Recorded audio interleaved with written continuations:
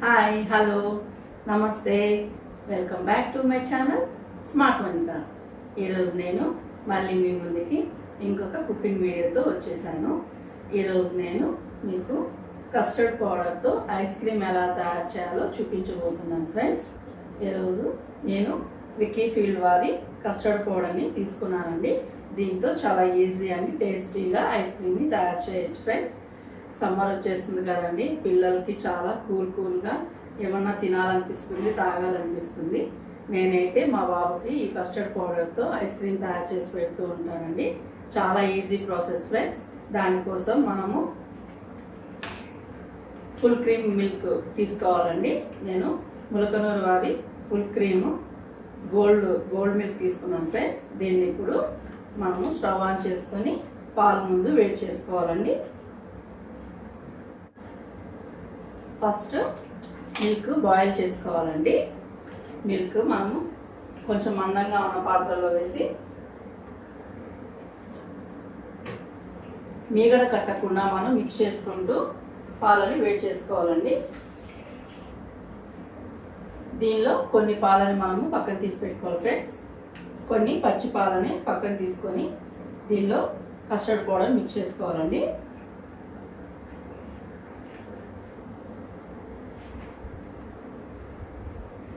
ఇప్పుడు stove on చేసుకుందాం friends. Stove on చేసుకొని మీగడ కట్టకుండా మనము మిక్స్ చేసుకుంటూ ఉండాలండి. ఇది మిల్క్ బాయిల్ అయ్యేంత వరకు బాగా మిక్స్ చేసుకుంటూ మీగడ కట్టకుండా చూసుకుంటూ మిక్స్ చేసుకుంటూ ఉండాలి ఫ్రెండ్స్. మిల్క్ బాయిల్ అవడానికి టైం పడుతుంది కదండి. ఈ లోపల మనము ఈ కస్టర్డ్ పౌడర్ని ఓపెన్ చేసి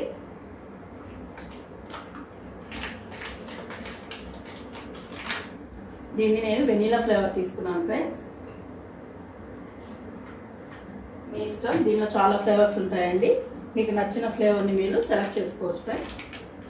దీనిలో మనం ఈ మిల్క్కి కొంచెం తగినంత కస్టర్డ్ పౌడర్ని యాడ్ చేసుకోవాలి ఫ్రెండ్స్.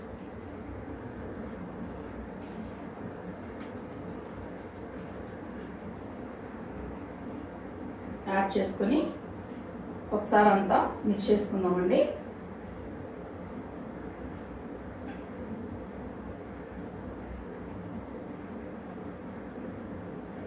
ఓకే ఫ్రెండ్స్, అంతే అండి. పచ్చి పాలల్లో కొంచెం కస్టర్డ్ పౌడర్ని మిక్స్ చేసుకొని పక్కన పెట్టుకోవాలి. ఈ మిల్క్ బాయిల్ అయ్యేంత వరకు మనం మీగడ కట్టకుండా దాన్ని తిప్పుతూ ఉండాలండి. దానికి కొంచెం టైం పడుతుంది కాబట్టి మనం వెయిట్ చేద్దాం ఫ్రెండ్స్. ఓకే ఫ్రెండ్స్, పాలు బాగా మరిగిపోయాయండి. మీగడ కట్టకుండా మనం అప్పుడప్పుడు పాలను ఇలా మిక్స్ చేస్తూ ఉండాలి ఫ్రెండ్స్. ఇప్పుడు దీనిలో మనం షుగర్ యాడ్ చేసుకోవాలండి. మీ టేస్ట్ తగ్గట్టు మీరు షుగర్ యాడ్ చేసుకోండి ఫ్రెండ్స్.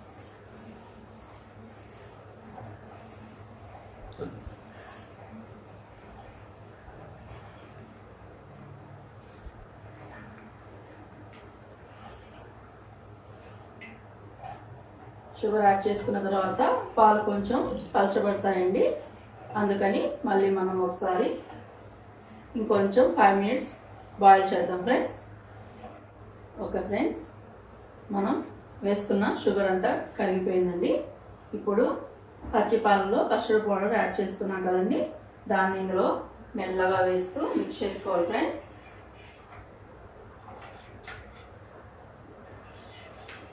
కస్టర్డ్ పౌడర్ యాడ్ చేసిన తర్వాత మిల్క్ కొంచెం థిక్ అవుతాయండి. అంతవరకు మనం మిక్స్ చేసుకోవాలి ఫ్రెండ్స్.